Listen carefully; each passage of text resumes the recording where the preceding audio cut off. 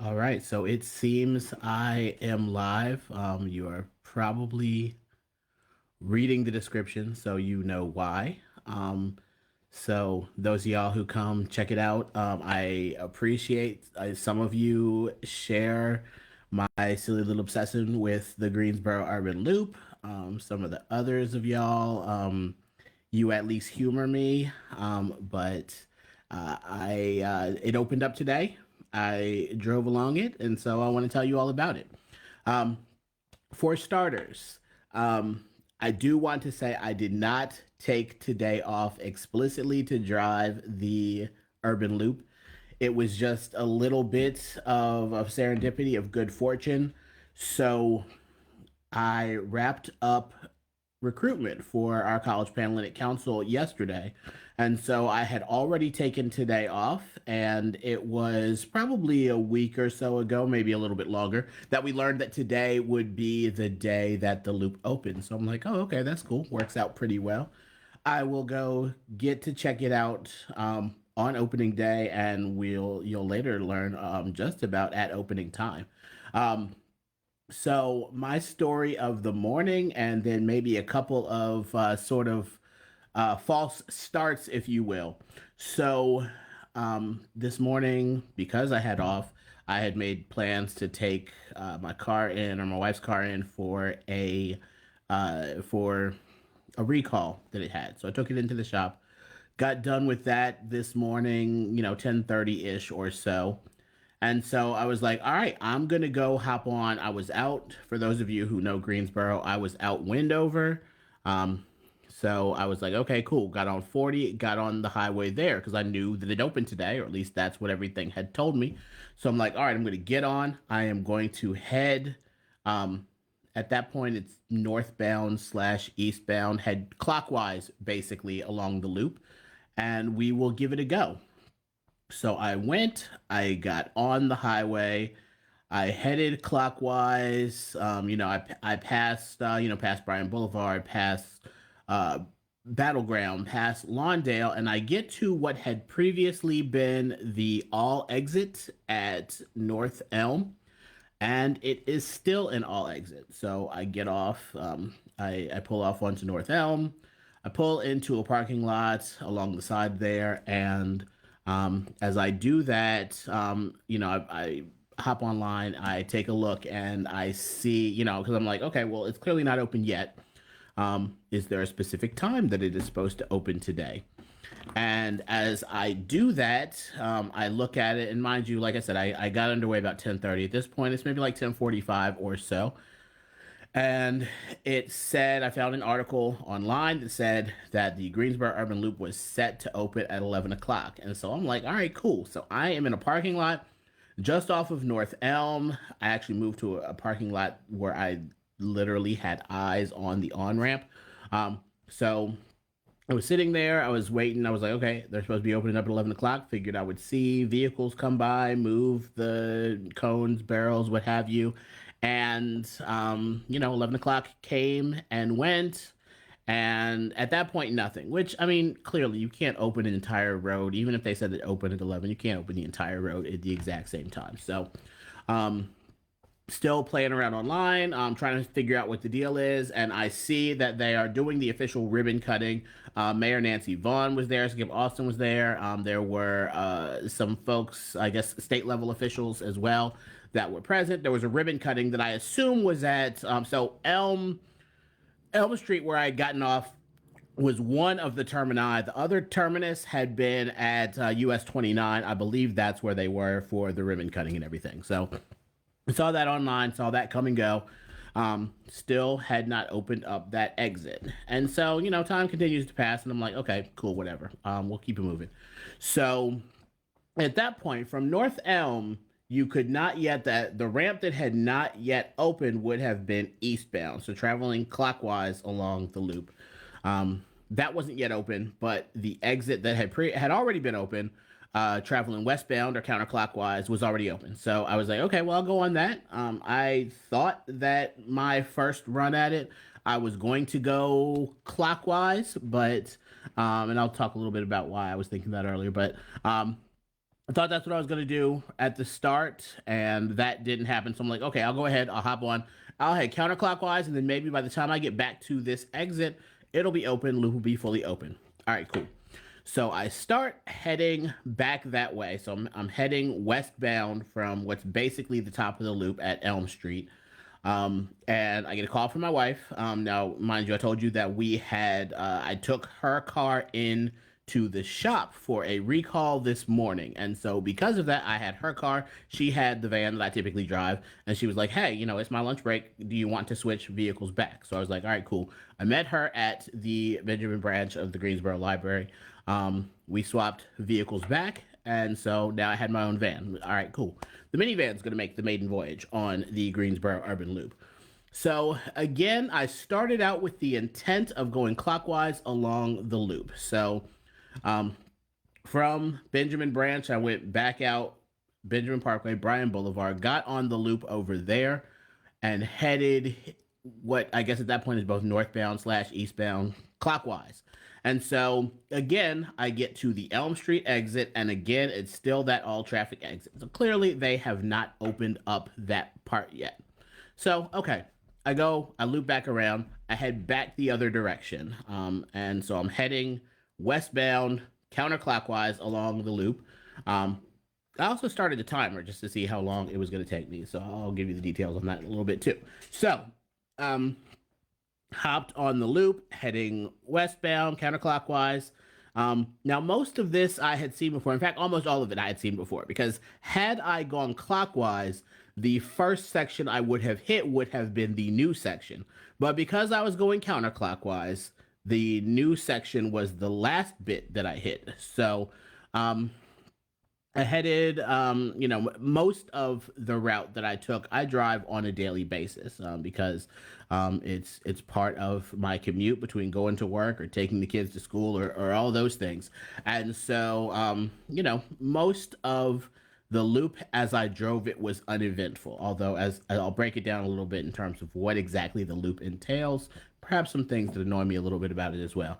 But so here is the part that I had not previously encountered in this direction, and that threw me off. And it actually didn't throw me for a loop; it threw me off the loop, as it were.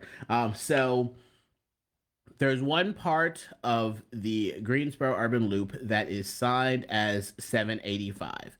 Um, Eventually, once that road is completed, it will be a spur that will run Greensboro to Danville. It starts with a seven. It's a spur route. Okay, cool. But the piece that it is right now is just another part of the Greensboro Urban Loop.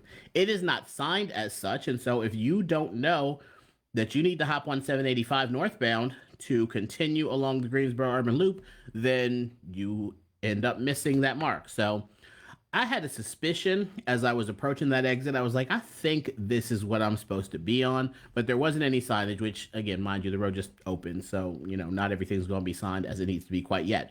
But, so I passed it, got to the McLeansville exit. I'm like, okay, clearly I'm on I-40 now. So I have missed my mark. Got off that, turned back around, and then got on 785 North to the piece of the loop that I knew it already was. So prior to today's opening, when you hit that part of the loop, it was the same way there was an all traffic exit at the other terminus onto Elm Street. There had been an all traffic exit onto US Route 29, which is also eventually going to be the continuation of 785. So now that it was open, I was able to continue on through there. So there's essentially the last piece of road that they opened is relatively small. So the only exit that it adds at this time is Yanceyville Street. It's actually not too far from where I once lived. And so once you continue beyond US 75, or excuse me, US 29 slash 7 Interstate 785, you hit the Yanceyville Road exit, and then you get back around to Elm Street, which is where I started. So I continued on to where I needed to be, but Elm Street, I stopped my timer again. So it took me to loop the borough, even with that little hiccup. It took me about 37 minutes. I was averaging about 70 miles an hour, which is the speed limit for most of that road. So everything worked out well from that standpoint.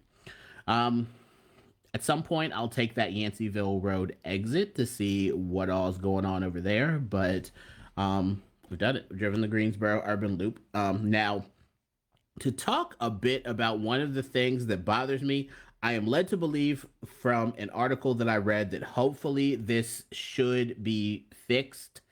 And I'm really hoping that it is. And some of y'all have heard or seen me rant about this before.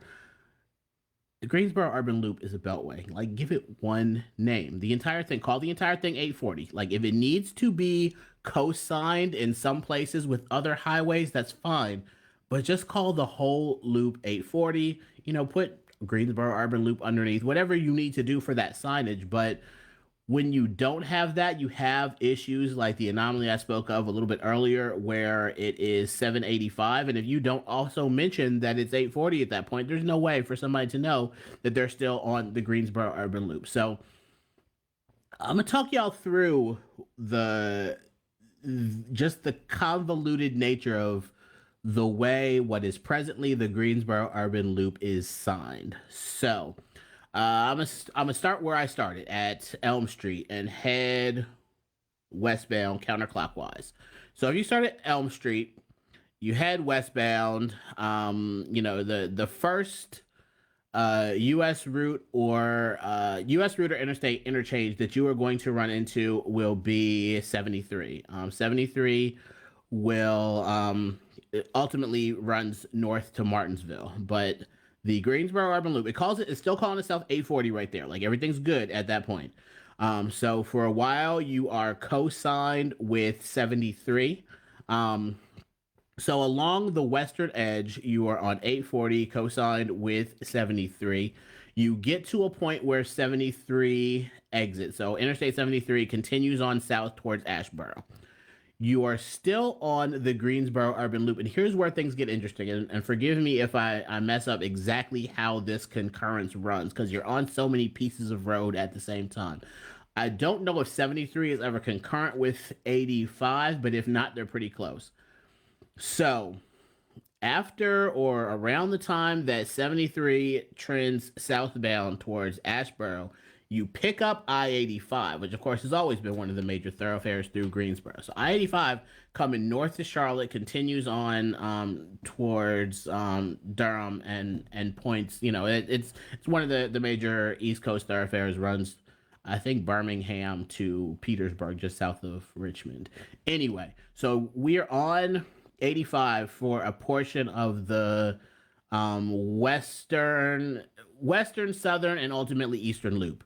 So at that point, you were co-signed. So you are on what I think you're on the Greensboro Urban Loop. It should still be calling itself 840 at that point, but it does not. So you're on 85 northbound. You also at some point are also carrying 421 US 421 southbound. So you've got that wrong way concurrency going on. And so you are still on 85 until you get to the point that you should be getting off at 785. Um, 785 is, like I said, that one piece of the loop that it is easy to miss because it's not signed as the Greensboro Urban Loop, and it runs kind of from about due south or maybe slightly southeast along the loop, up until you get to US 29. So, and actually, as I talk through that, I realized a thing that I hadn't previously thought about. But anyway, so at that point, so the loop is signed as 840 slash 73 slash 85 slash 421 slash 785. All of those things are the loop. Give it one designation. Call the whole thing 840 if you need to co-sign it at some points and do that. The one thing I just interrupted myself and said that I had that I realized is, here I was sitting and thinking, like, so 785, as I mentioned, by signage, it is a spur route. And I was thinking that it ought to spur off of the loop as it is. without thinking about the fact that it is signed as a subsidiary of 85, so it actually operates exactly how it ought to, because it comes from 85, carries a part of the loop, and then will ultimately continue north towards Danville. So anyway, um, I know a couple folks watch this live. Maybe some of y'all will hop back on later. I realize it's the middle of a workday, but if you want to see me rant about roads, if you've gotten to this point, you have seen that. But thank you for joining me, humoring me, and hanging out.